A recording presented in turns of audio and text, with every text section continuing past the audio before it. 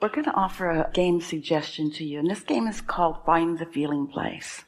We're going to tell you first why we encourage you to do it, because we want to really do the best sales job ever in helping you to understand the power of this game.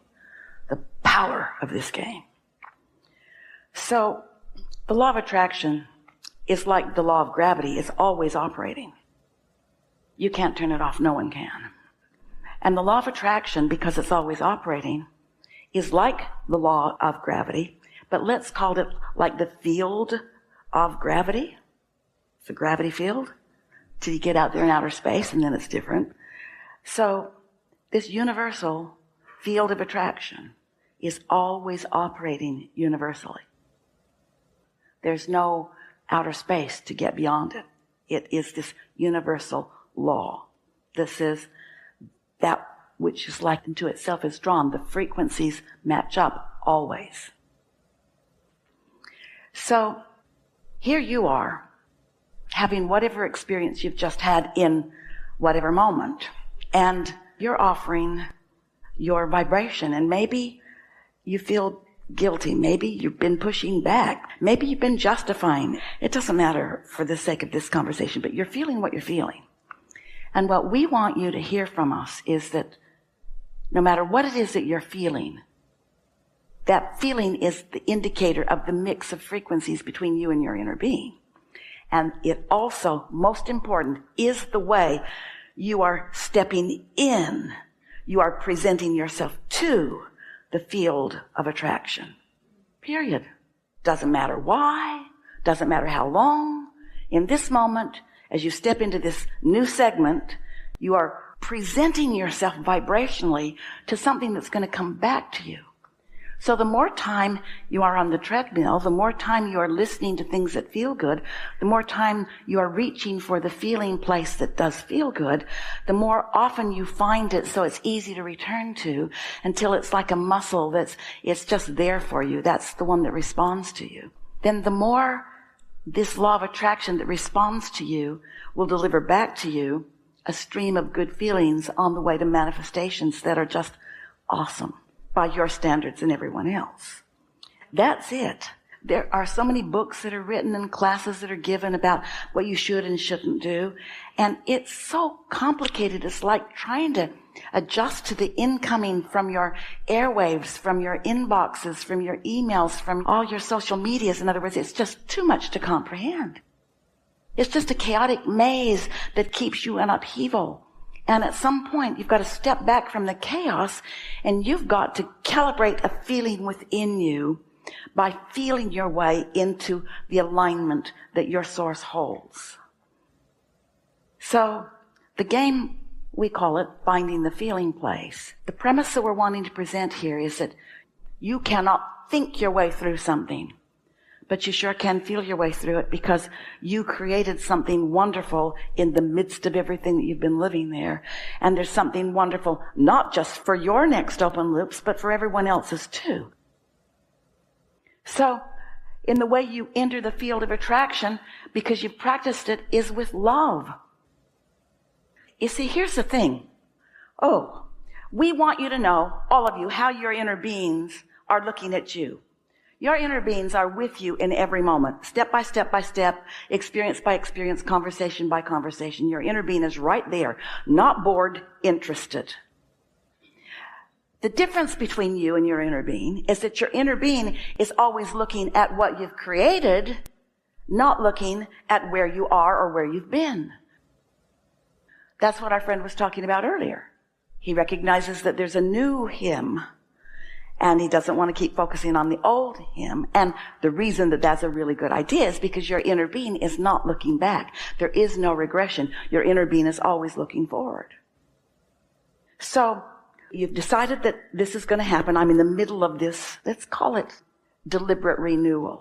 I'm in the middle of my familiar, meaning family, familiar realignment. I'm in the middle of my familiar continuation and expansion. And always will be. And always will be. So, when you know what you don't want and you know what you do want, you've contributed all of these, what we've been calling for years, rockets of desires, and you've created a vibrational reality that is all pure positive energy. And your inner being, who never focuses lackfully, is only focused upon wanted, and the law of attraction, who is responding not just to you, but to the inner being version of you, is responding to your inner being. Have you heard us say that one who's in alignment with that source is more powerful than millions who are not? Those aren't even accurate words. It's so much more. When the law of attraction responds to your inner being, who's thinking about you with no resistance, there is a powerful gathering of cooperative components. And you are one of those cooperative components that's being gathered to your own desire. Unless you're in one of those modes when you've been tit for tatting, when you've been, well, it's your fault, when you're doing that, then you're not in connection with your inner being, and now you're playing that game. And nobody ever wins that game. Everybody playing that game, I'm right, no, I'm right, no, I'm right, no, I'm right. Well, you did that, well, you did that. Well, it's your fault, well, it started back. Nobody wins that. Everybody loses that. Everybody just writhes around in misery and attracts more misery. Meanwhile, you've created something magnificent that you're depriving yourself of because you have this flawed premise that you got to explain something that they're not going to understand anyway. Have you ever had an experience where you've moved through time and now you get your parents? Oh yeah. I guess I can stop being mad at them now. In other words, your inner being is calling you, and your inner being is calling everyone else in the equation too. We know we make it sound simplistic because it is, friends. It is simple. It's simple. A woman was wanting a new relationship, and we asked her to describe it, what we really wanted, and this is what we were getting at. We wanted her to make us understand her feeling place that she was looking for. So she said words like happy and getting along and compatible, and it went on and on and on and on. She just couldn't spit out any description. And we said, really, way too vague. Way too vague. Sort of like platitudes, like lip service. It wasn't moving anything.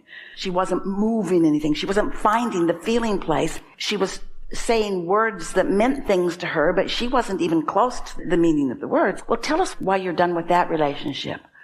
Friends, she was no longer vague. That feeling place was so vivid to her, we had to slow her down before everyone started crying. It was so easy to find the unwanted feeling place, that practice that you're talking about. And so hard for her to find the feeling place. That's what she was looking for. It's like finding the feeling place of being a millionaire or a billionaire when what you really feel is that you can't pay your rent. And most people think, well, give me $1 million and I'll feel better. And we say for a minute, but it won't last. You have to find a way of finding the feeling place of it. Now, this feels a little confusing because we're asking you to not try to speak your way through it or think your way through it. We're asking you to feel your way through it. We're asking you to find the feeling and let the feeling lead, and then let the feeling inspire you to the words. And they kind of go together. But if your emphasis is upon producing a feeling, not a manifested result, a feeling, that's what you're looking for right now, a feeling.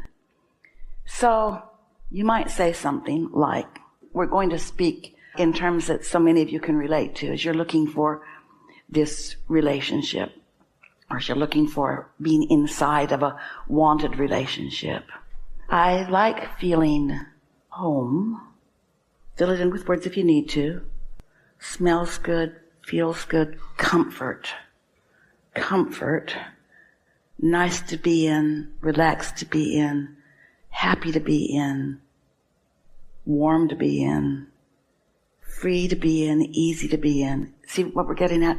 Find the feeling and then try to define it with other things that bring more to it.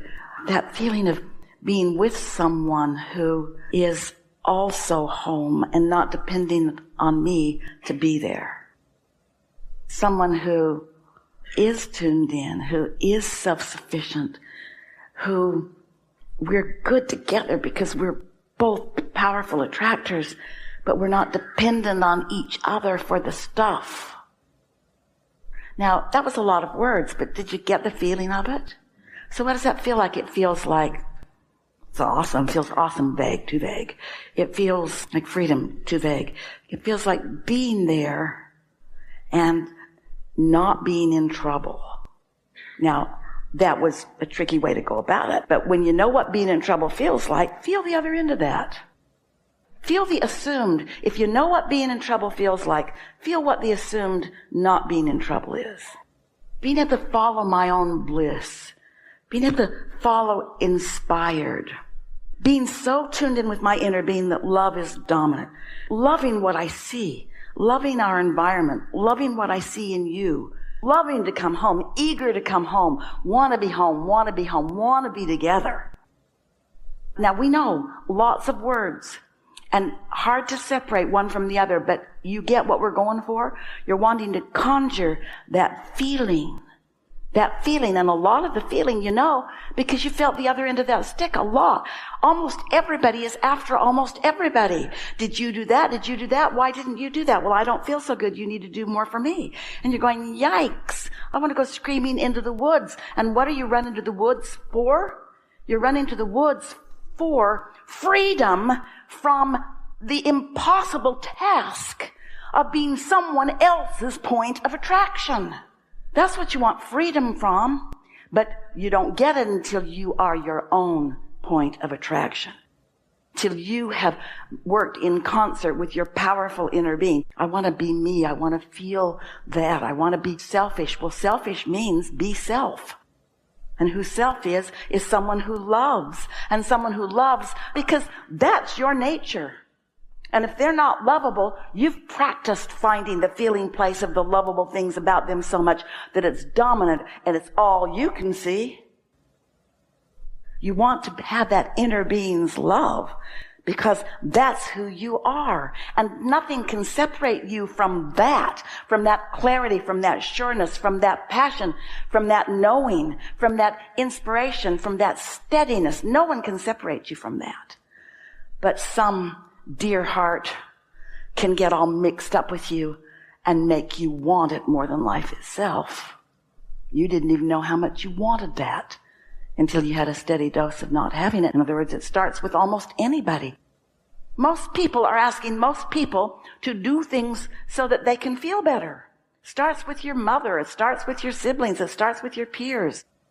So what we're getting at here is most people, we love you so much, you didn't mean to do it, and it's not wrong that you did it, but it's high time that you got some clarification about it. Most humans calibrate to other humans. Someone shows a little disapproval, oh, you do it different then. That's not a nice thing to do to anybody. It seems like the nicest thing to do, oh, how can I help? Oh, how can I help? Oh, how can I help? What you want them to do is to understand that things come to them because they are presenting themselves to the field of attraction, and the way they feel is what's going to meet them halfway. If you let yourself join the hate crowd, then you've gained nothing by your new intentions, because you'll just take yourself with you into the next and into the next and into the next. You got to practice loving everywhere you go. We'll give you the physics of this. When you isolate an emotion and you stay there, whether it feels bad or good, but we're going to assume that it feels good, and you stay there, in only 17 seconds, more like it joins it. It doubles. And in another 17 seconds, it doubles again. And in another. In other words, this exponential attraction is really worth acknowledging.